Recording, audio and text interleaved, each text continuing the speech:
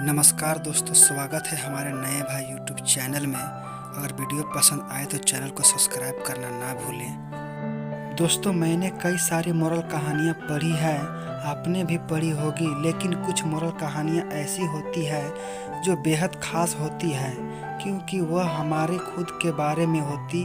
आज यह मोरल कहानी भी आपको वही एहसास दिलाने वाली है, इसलिए इसे बहुत ध्यान से सुनिएगा। एक शहर के पास एक जंगल था जहाँ दो भिखारी रहा करते थे। क्योंकि उनके पास रहने के लिए कोई घर नहीं था, इसलिए जंगल को ही उन्होंने अपना घर बना लिया था। किसी इंसानों के घर के पास रहने पर वो उन्हें वहाँ से हटा देते, इसलिए उन्होंने जानवर के घर यानी कि जंगल में ही रहना मुनासिब समझा। स्वाभाविक रूप से वे दुश्मन की तरह एक दूसरे को देखते थे क्योंकि वे एक ही पेशे में थे और दोनों में एक दूसरे से ज़्यादा भीख के पैसे जुटाने की प्रति समर्थ थी। दोनों भिखारियों में से एक अंधा था और एक लंगड़ा था और वे हमेशा अपने ग्राहकों को भीख देने वाले लोगों को लेकर झगड़ा करते रहते थे। आप नहीं जानते कि भिखारी आपके बारे में क्या बातें करते हैं। उनके अपने ग्राहक उनके अपने क्षेत्र है। वे दोनों भिखारी लगातार लड़ रहे थे। उन्हें एक दूसरे के कारण बड़ा संघर्ष और प्रतिसमर्थ करनी पड़ती थी भीख मांगने में, इसलिए वे दोनों भिखारी सालों से दुश्मन थे। ये दुश्मनी ऐसे ही चल रही थी, लेकिन एक दिन जंगल में आग लग गई। अंधा भिखारी चलने और दौड़ने में पूरी तरह से समझ था, लेकिन यह उसके लिए खतरनाक था, कारण यह देख नहीं पा रहा था कि वह सही दिशा में जा रहा है या नहीं। लंगड़ा आदमी सब देख तो सकता था, लेकिन अपने आप नहीं चल सकता था। वे आग को तेजी से अपनी तरफ बढ़ते हुए देख रहा था, लेकिन बेबस था, वहां से हिल नहीं पा रहा था।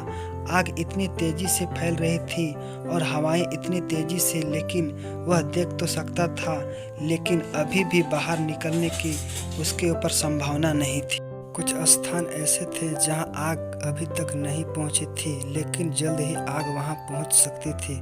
जल्द ही वे हर तरफ से आग से घिर जाएंगे। वे दोनों अपना सारा विरोध प्रतिसमर्थ भूल जाएंगे।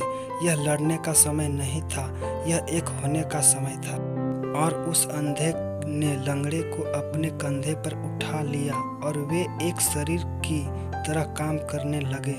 अब उनकी आंखें भी और उनके दोनों पैर थे। लंगड़ा आदमी देख सकता था और निर्देशांक कर सकता था कि उन्हें कहाँ भागना है, तेज या धीमे, और कितने दिशाओं में बचना है। और अंधा लंगड़े को कंधे पर उठाकर दौड़ने के समर्थ था। वे बिना घायल हुए जंगल से बाहर आ गए। यह प्राचीन कहानी आपके दिमाग और आपके दिल के बारे में यह है। आपका दिल देख सकता है, लेकिन वह कह नहीं सकता। आपका दिमाग कह सकता है, लेकिन देख नहीं सकता। यदि आप अपने दिल और दिमाग को अपने प्रेम और तर्क को करीब लाने में समझ हैं, आप अनुभव और अभिव्यक्त को करीब लाने में समझ हैं, तो शायद मन भी कुछ महत्वपूर्ण कह सकता है। यह पूर्ण नहीं हो सकता है, यह संपूर्ण अभिव्यक्ति नहीं हो सकता है, लेकिन यह सही दिशा में एक संकेत हो सकता है।